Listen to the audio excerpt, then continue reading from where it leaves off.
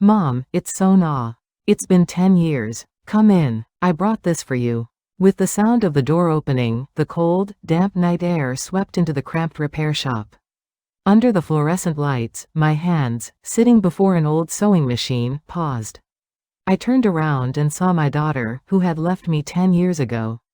Her appearance, clad in a designer coat, was a stark contrast to the cramped space of this repair shop.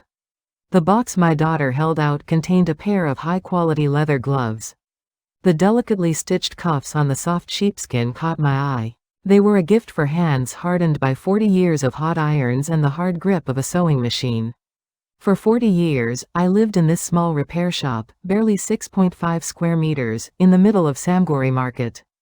It was open every day, from 7 in the morning until 11 at night. My work was all about mending torn clothes, stretched skirt hems, and loose buttons. Customers called this place the Golden Hands Aunties, but the repair fees were always generous. I remembered the first time I stood here, 30 years ago, holding my daughter. It was a time when I used to carry Sone, just a year old, on my back and work the sewing machine. Her husband had left home after his business failed and never returned. Left alone with her young daughter, all she could do was sew. Sona grew up in a corner of the repair shop. After school, she'd do her homework on the worn-out sofa, and in the evenings, they'd sleep together in the cramped attic. Even on sweltering summer days, steaming from the ironing, and on drafty winter nights, she stayed here. It was for her daughter's tuition. She believed that if she could just send her to a good university, she could escape this narrow market. Sona never let down. She was accepted to a prestigious university's clothing and textiles department, and after graduation, she landed a job at an American fashion company. But that was when the phone calls began to drop. At first, I thought it was because she was busy. Perhaps it was because she was adjusting to a new job and unfamiliar with American life, but I tried to understand. A few years later, I learned of my daughter's wedding on social media. I found Sona in a white dress in a photo someone had posted. It was a wedding in the garden of a New York hotel. There were no wedding invitations or contact. I only saw her most important day through a small photo on my smartphone screen. That night, I cried at my sewing machine for the first time. I realized that the mother who ran the tailor shop at Samgori Market had become an obstacle to becoming a New York designer. It stung my heart to realize that I wasn't a proud mother to my daughter, but a past she wanted to hide. But I couldn't hold back resentment. It was I who had so desperately wanted her to live a better life, to escape this narrow world. 10 years passed. The tailor shop became more worn, and its posture became more hunched. The regular customers left, one by one. Young people these days would buy new clothes instead of mending them.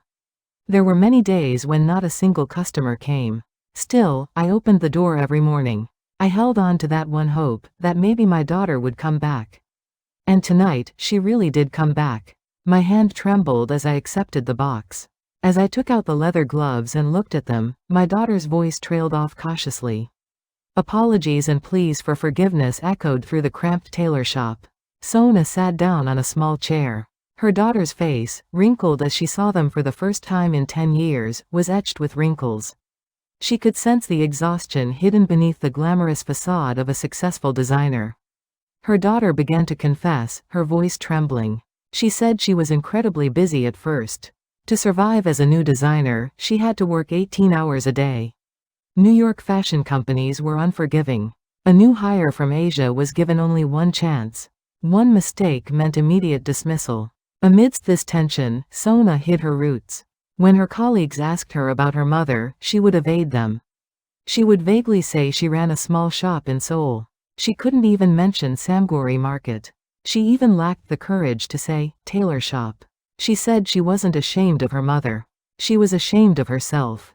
Tears flowed from my daughter's eyes. She had entered a glamorous world, but the more she did, the more she felt burdened by where she came from. The damp smell of the Samgori Market, the clatter of the old sewing machine, her mother's bent back under the fluorescent lights, all of it felt out of place in her new life. So she gradually cut off contact. She dreaded answering the phone. Hearing her voice would only make her feel more cowardly. It was especially so at the wedding. Her husband's family was all upper-class New York. She didn't have the courage to bring up the market repair shop in front of the lawyers, doctors, and professors. Every time her mother-in-law asked about her family, her heart sank. So she didn't invite her mother. No, she couldn't. But on her wedding day, she wasn't happy. Even as she wore a gorgeous dress and received congratulations from guests, a part of her heart felt empty. The moment she threw the bouquet, she felt that her mother must be somewhere in the audience. That night, she cried alone. Even on her honeymoon, and even on the day she moved into her new apartment, her heart was always heavy. She said she dreamed of her mother every night. She kept picturing her ironing alone at the tailor shop. In her dreams, she always had her back turned. When she tried to turn around, she couldn't see her face. Every time she dreamed of it, she would wake up in a cold sweat. Then, she was assigned a major project at work. It was the opportunity to present her first collection under her own name. As she began to plan the design, memories of her childhood naturally surfaced. Memories of watching her mother sew in a corner of the tailor shop. The precise stitching, the perfect cut, the ability to read the grain of fabric. She felt her mother's touch in every garment she designed. She realized she had learned far more important things from her mother than she had learned at New York fashion school. It was then that she realized her talent stemmed from her mother. The roots she had tried to hide were actually her greatest asset. She realized that it wasn't her mother she should be ashamed of, but herself for turning away from her. Suna pulled an invitation from her bag. It was a luxurious card printed in gold foil. It was an invitation to a fashion show at a prestigious gallery in Midtown Manhattan. It was to be held next month, just a month from now. Her hand trembled as she accepted the invitation. The words, Kim Suna Collection, were clearly written on it. It was her daughter's first collection, proudly emblazoned with her name. Beneath it, in smaller letters, were the words, VIP Guest. The daughter wrapped her hands around her mother's. She gently stroked her rough, calloused hands.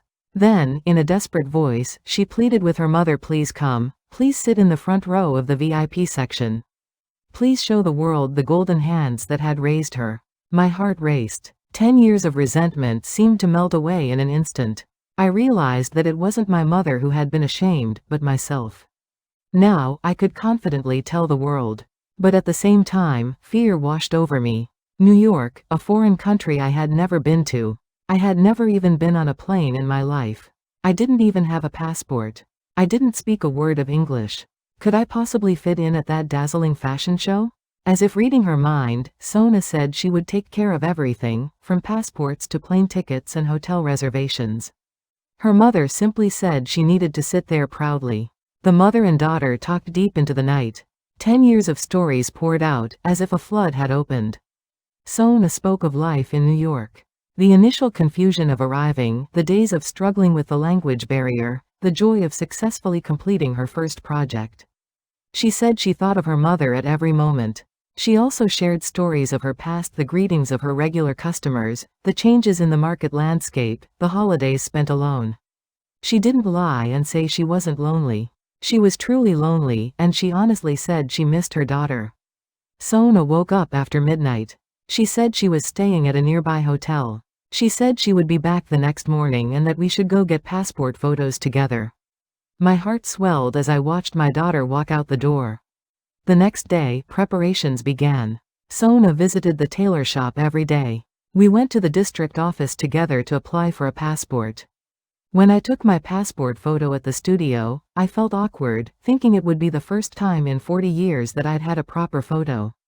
The photographer told me to smile, but even a smile felt strange. The visa application process was also complicated. But Sona handled everything. She attached an invitation in English, booked round-trip flights, and prepared a hotel confirmation. It felt strange, yet proud, to see my daughter handle everything so skillfully. I also needed to get new clothes.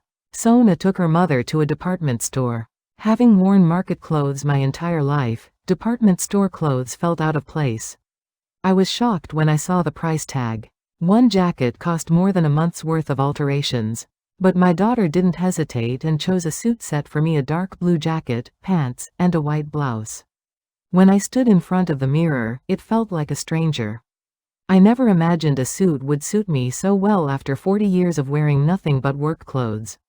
I even bought shoes. Having worn sneakers and slippers my entire life, heels made walking difficult.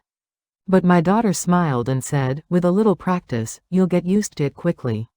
Moms learn everything quickly. As the departure date approached, my anxiety grew. I couldn't sleep properly at night.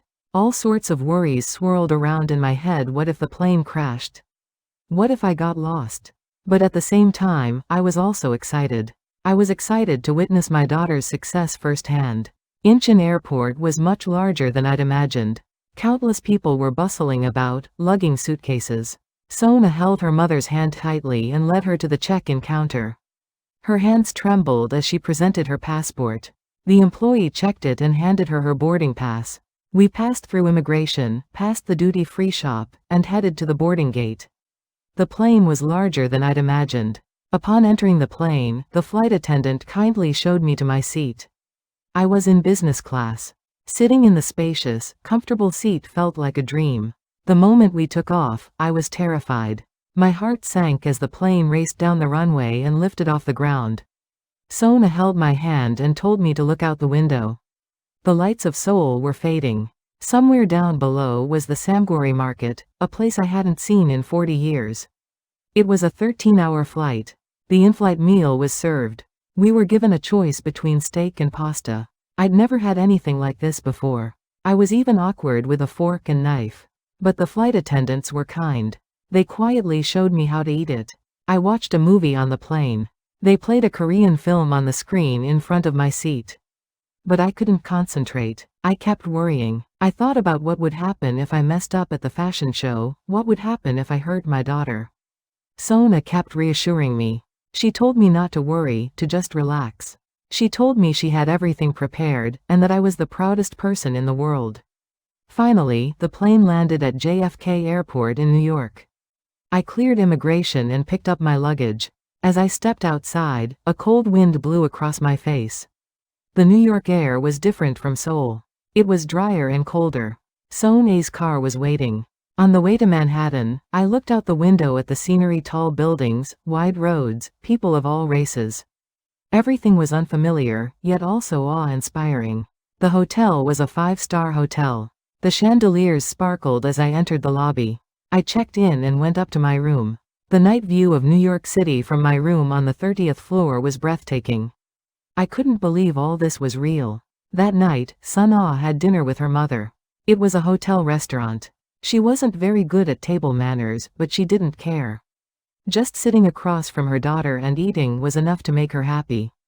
After dinner, Sona explained the schedule for the next day. She said the fashion show would start at 3 p.m., and that she needed to be at the gallery by 2 p.m. She said a makeup artist would be waiting and that her hair would be beautifully styled. She then carefully continued. She said she would be on stage to greet the audience when the show began. She said she wanted to introduce her mother then. She asked if that would be all right. My heart pounded. The thought of being introduced on stage was daunting. But when I saw the look in my daughter's eyes, I couldn't refuse. There was an earnestness in those eyes. I could sense her desire to show off to the world.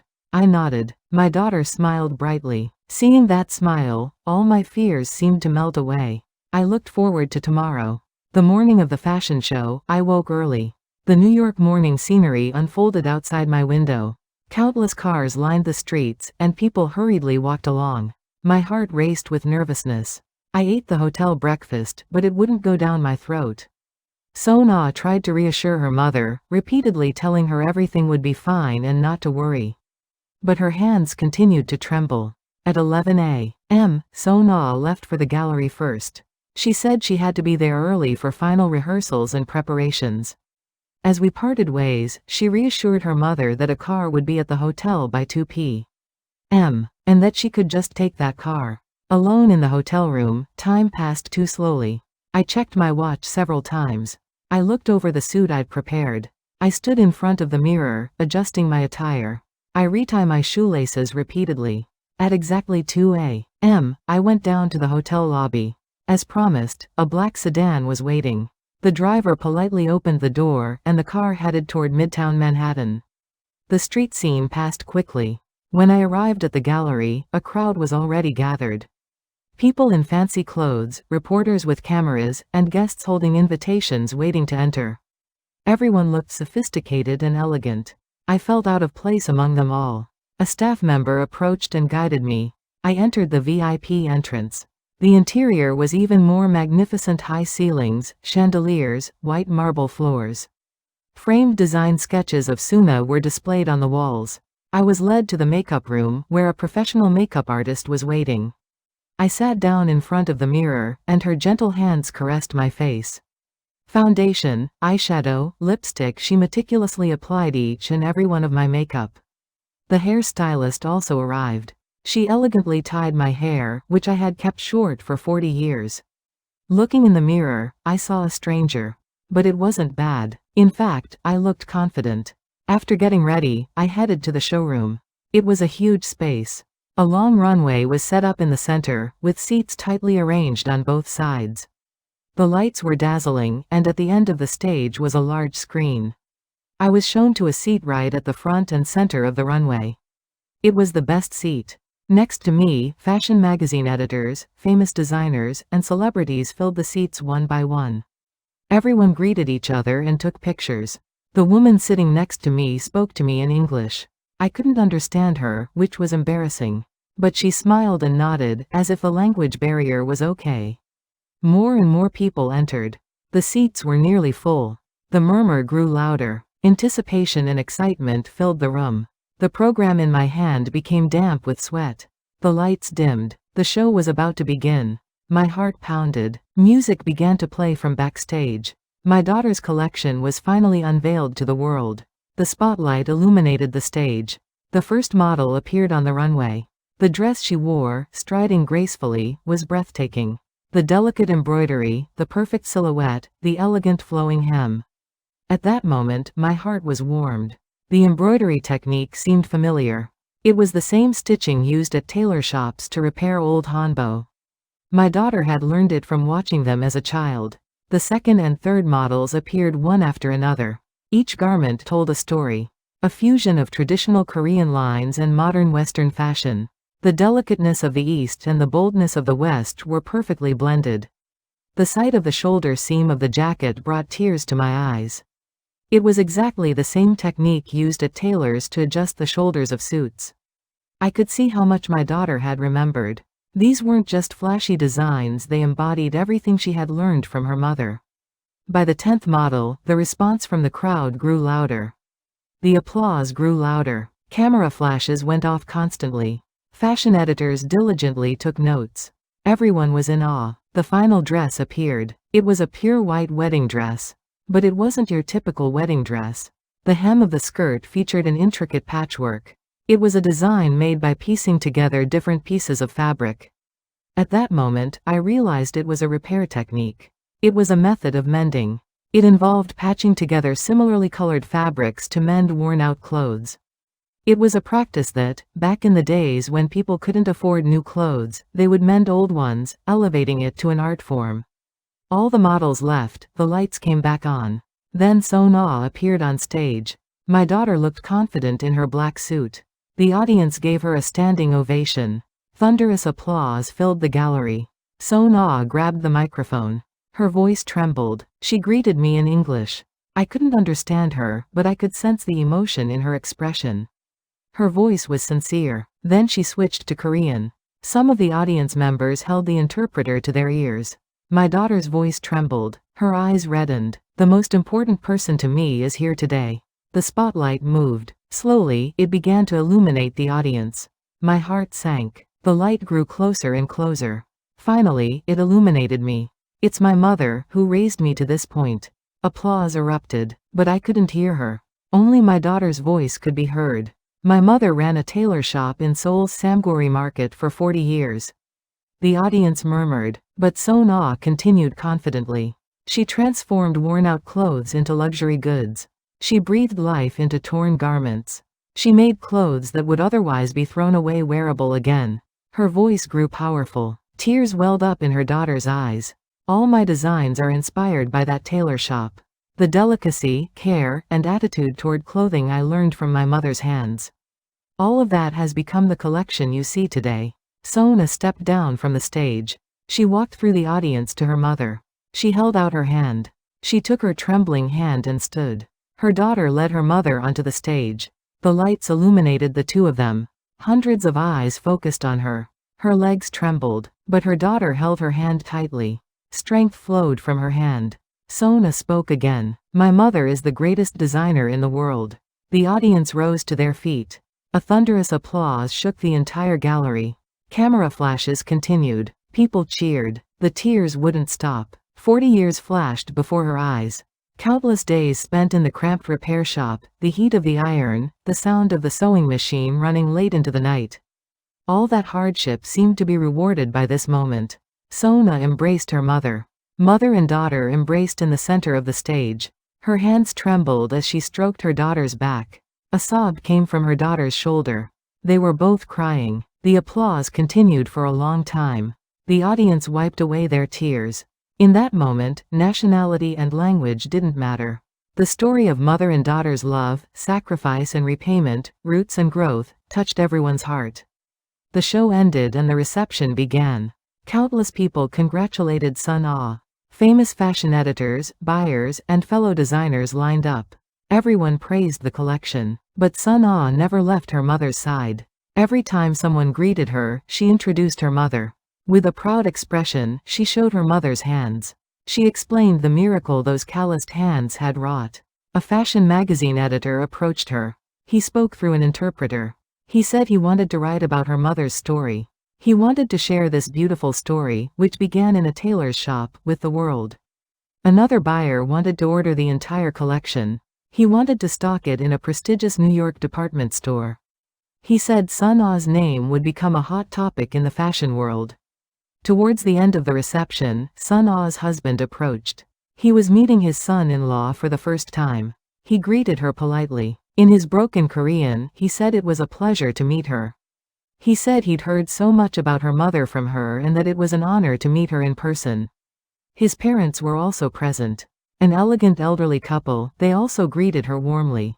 Through the interpreter, he said he'd heard how proud Sun Ah was of her mother. He said he understood why after watching the show that day. That night, Sun Ah arranged a family gathering. We made reservations at a Korean restaurant in New York. The Korean food we had eaten after so long was so delicious it brought tears to my eyes. Kimchi stew, bulgogi, doenjang stew. It tasted like home. During the meal, Sun Ah said she would prepare a special gift for him when she returned to Korea. I asked her what it was, but she just smiled, saying it was a secret. I could sense from her smile that she had a grand plan. After a week-long stay in New York, I returned to Korea. When I arrived at Incheon Airport, the familiar air greeted me. While the glamour of New York was appealing, I still felt at home. Sona remained in the U.S., her schedule busy due to the success of her collection. But she called every day. She asked about her mother and told her about her schedule in detail. The contact, which had been lost for 10 years, was now a daily occurrence. I returned to the tailor shop. It was still a cramped, worn-out space. But it felt different. 40 years of history were embedded within its walls. It was a proud space where I had raised my daughter. Regular customers came to visit. They asked me to share stories about New York. When I told them about the fashion show, everyone was amazed. The market ladies were as excited as if it were their own story. Some even wiped away tears. A month later, Sona returned to Korea. I met her daughter at the airport with a flushed expression. She looked as if she had important news. She told me on the way home that she had some surprising news. The car didn't head to Samgori Market. It went in a different direction. We entered a quiet alley in the city center and stopped in front of a building. Construction was in full swing on the first floor. Interior work was underway. Sona, holding her mother's hand, led us inside. It was a spacious space, 10 times the size of a tailor shop. Beautiful wooden shelves were being installed along the walls. To one side stood a luxurious sewing table. State-of-the-art sewing machines lined the space. Warm lighting hung from the ceiling. Sona explained that this was her new studio, a space dedicated to her mother. She had named it, Mother's Golden Hands Atelier. A sign hung above the entrance. Written in elegant Korean and English, it read, Mother's Golden Hands Atelier. The sign gleamed in the sunlight, dazzling. She explained that this was no longer just a simple tailor shop. It would become a workshop teaching traditional techniques to young designers. She explained that it would be a space where her mother's 40 years of experience and skills would be passed down to the next generation. She showed me the framed photos hanging on the wall. They were from the New York fashion show. Models walking the runway, audiences applauding, a mother and daughter embracing on stage. These moments were beautifully captured. On one wall, a special space was set aside. An old sewing machine was on display in a glass case. It was the same machine she'd used for 40 years. Sona had secretly brought it and restored it. Next to the machine was a small plaque with the caption, "From 1985 to 2025, a sewing machine filled with a mother's love and sacrifice." A designer's dream began with this machine. Tears streamed down her face. Sona hugged her mother. She told her she wouldn't have to work under the blazing heat of an iron anymore. She could work as a respected craftsman in a beautiful, comfortable space. She opened the window and a spring breeze blew in. It was warm and gentle. It was different from the humid breeze at Samgori Market. It was a breeze heralding a new beginning. The workshop will open next month. She said class registrations are already pouring in. She said many young designers wanted to learn from Suna's New York collection. That evening, the mother and daughter visited Samgori Market for the first time in a long time. They opened the door of the old repair shop. They looked around the space one last time. The walls, imbued with the passage of 40 years, the sewing machine that had been used countless times, the iron that had been pressed countless times. They said goodbye to everything. Those were difficult but happy times. Though poor, they were precious days spent with their daughter. Now, those times have become beautiful memories. As they closed the door and left, the market vendors gathered. Everyone clapped and congratulated them. Someone even offered a bouquet of flowers. The neighbors who had been with them for 40 years were truly delighted. On the way home, Suna announced that she would throw a special party for her mother's birthday next month. She would celebrate with the opening of her new workshop. That night, she slept soundly for the first time in a long time. In her dreams, she saw a young Suna, doing homework in a corner of the repair shop, falling asleep to the sound of the sewing machine. Now she knew that all those moments had not been in vain. 40 years of sewing have become a beautiful story. A dream that began in a small tailor shop in Samgori Market has now reached the New York fashion show stage. And now, a new beginning awaits. My mother's golden hands have become a legend, inspiring many. It's a story that proves that sacrifice is never in vain, and that sincerity is always rewarded. Subscribe and like, and you'll get lucky.